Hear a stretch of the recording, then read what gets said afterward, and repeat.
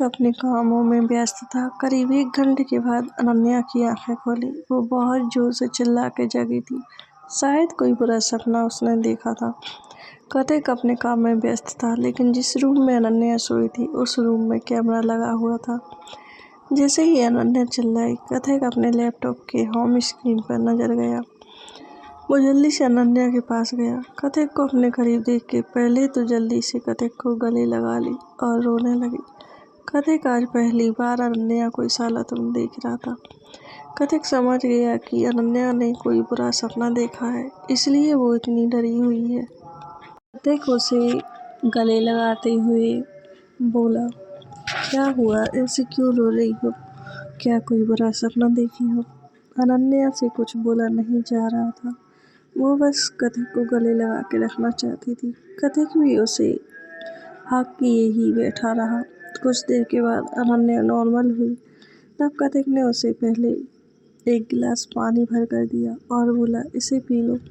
अनन्या बिना कुछ बोले गिलास ले ली और पानी पीने लगी। पानी पीने के बाद कथिक उससे पूछा, क्या हुआ बच्चा, आप इतनी डरी हुई क्यों हो? अनन्या कथिक का हाथ पकड़ के बोली, मैंने एक बुरा सपना देखा था जिसमें आपको किसी ने बहुत मारा है। और आपको यूं बोल के वो फिर से कथिक को गले लगा ली। कथिक उसके पीठ को सहलाने लगा। कुछ देर के बाद कथिक से अनन्या अलग हुई। कथिक उसे समझाते हुए बोला, बच्चा देखो, मैं तुम्हारे सामने हूँ, मुझे कुछ नहीं हुआ। अनन्या बस एक तक कथिक को देख रही थी। फिर वो बोली, मुझसे वादा कीजिए, मुझे छोड़कर आप कहीं नहीं जाएंगे। मैं आपसे वादा करता हूँ, मैं जब तक जिंदा हूँ आपको कभी नहीं छोड़ूंगा। अगर मेरी ये आंखें बंद हो गई तब भी मैं आपकी परछाई बनकर हमेशा साथ रहूंगा। कथिक अनन्या के हाथ में हाथ रखते हुए बोला, अब चलो, बहुत टाइम हो गया, हम बाहर जाएंगे डिनर करने। कथिक आपने पहले हुई घड़ी में टाइम देखते हुए बोला, कितना टाइम हुआ है? अनन्या सॉफ्टली पूछी। 7 बज गए हैं। कथिक उसके चेहरे को देखते हुए बोला, क्या अब हम घर चलना चाहिए? पापा अकेले घर पर होंगे, उनकी दवाई का भी टाइम हो गया। पता नहीं पापा ने खाना खाया है कि नहीं। वो अभी बोल ही रही थी, कथिक उसके होठ पर अपनी उंगली रखते हुए बोलता है, कितना बोलते हैं आप, तुम चुप रहिए, पापा खाना भी खा लिया है और दवाई भी ले लिया। तो जस्ट रिलैक्स होके अनन्या कुछ नहीं बोल रही थी। तो कथिक बोला, कुछ बोलिए तो, कैसे तो इतना बोल रही थी।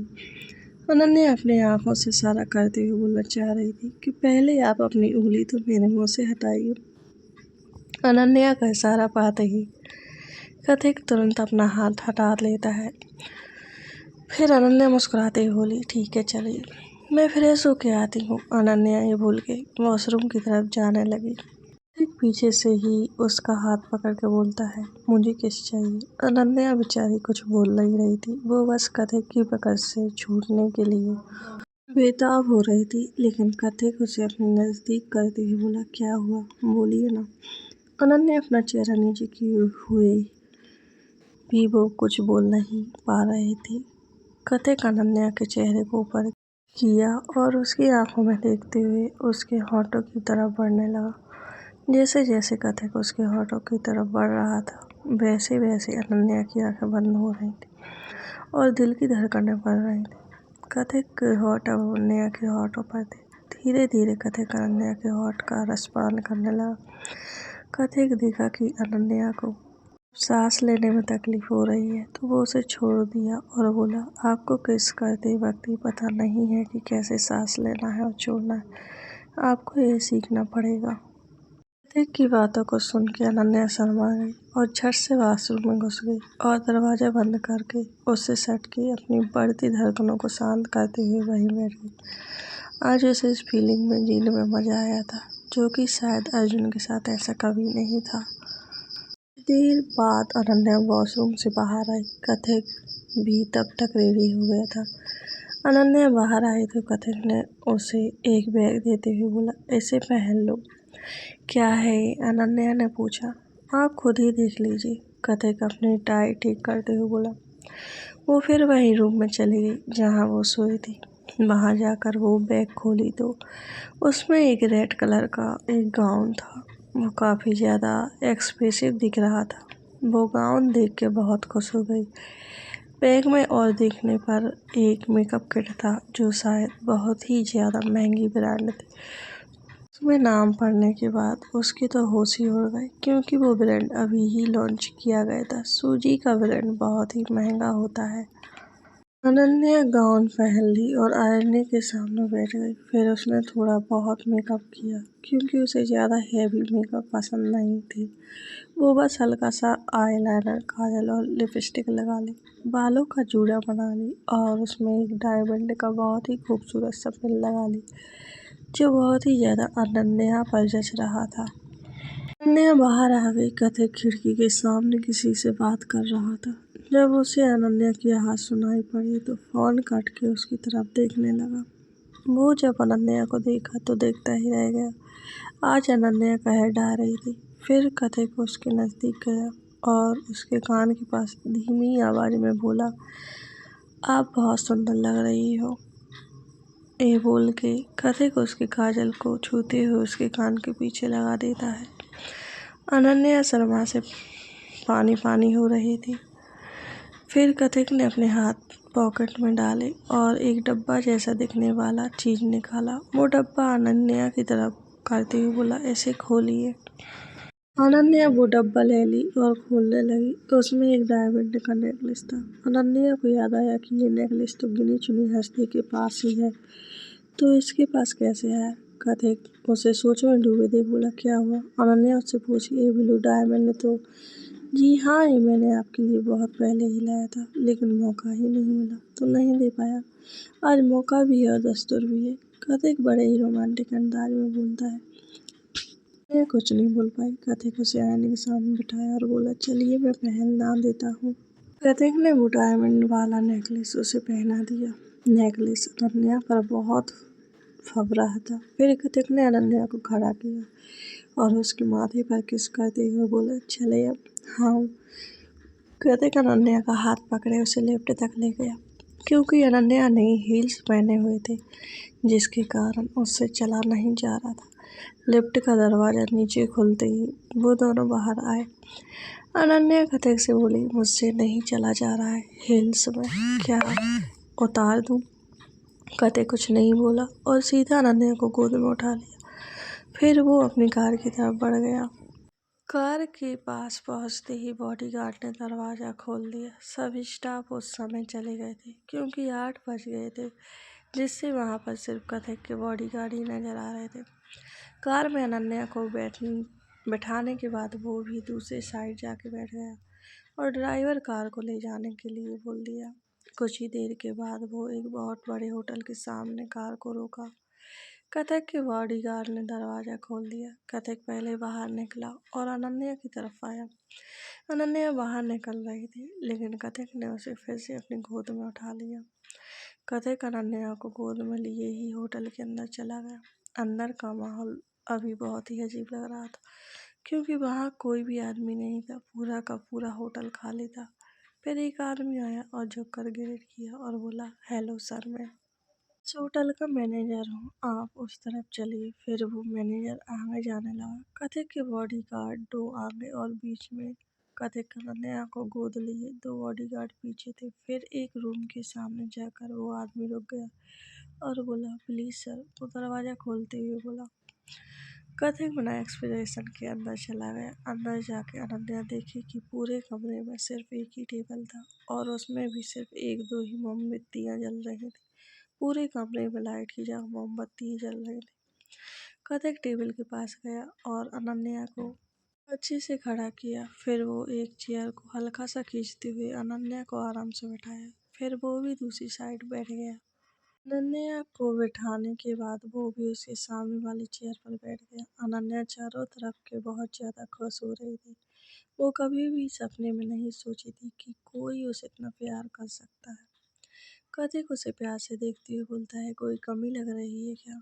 नहीं नहीं, बहुत सुंदर है, बहुत ही प्यारा डेकोरेट किया गया है।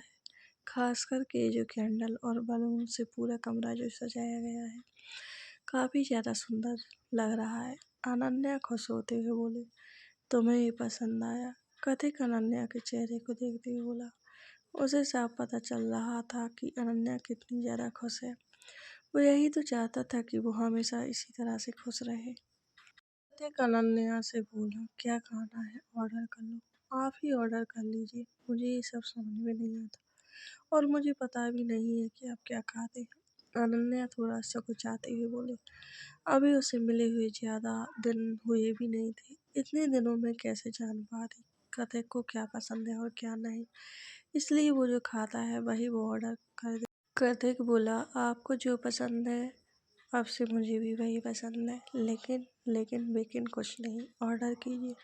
वो मेन्यू कार्ड थमाते हुए बोला। अनन्या मेन्यू कार्ड ली तो ली, पर उसे कुछ समझ में नहीं आ रहा था कि वो क्या ऑर्डर करे, क्योंकि यहाँ का खाना का रेट 5,000 से शुरू होता है, जो अनन्या के लिए बहुत महंगा है। वो पैसे खर्च नहीं करना चाहती थी, पर उसे ऑर्डर तो करना ही था, तो वो सबसे ज़्यादा कम दाम का खाना ऑर्डर किया।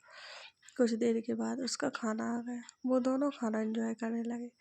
कुछ देर के बाद खाना हो गया। फिर कथिक ने आइसक्रीम ऑर्डर किया, क्योंकि खाना खाने के बाद अनन्या को आइसक्रीम खाना पसंद था।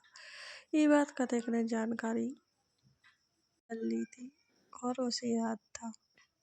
अनन्या आइसक्रीम देख के बच्चों जैसा खुश हो गई। फिर वो आइसक्रीम लेके खाने को हुई। तब उसे याद आया कि उसके अलावा भी वहाँ एक इंसान बैठा है, जो उसे बड़े प्यार से देख रहा है। अनन्या आइसक्रीम लेके कथिक के पास गई और बोली, थोड़ा खा के देखी कैसा लगता है।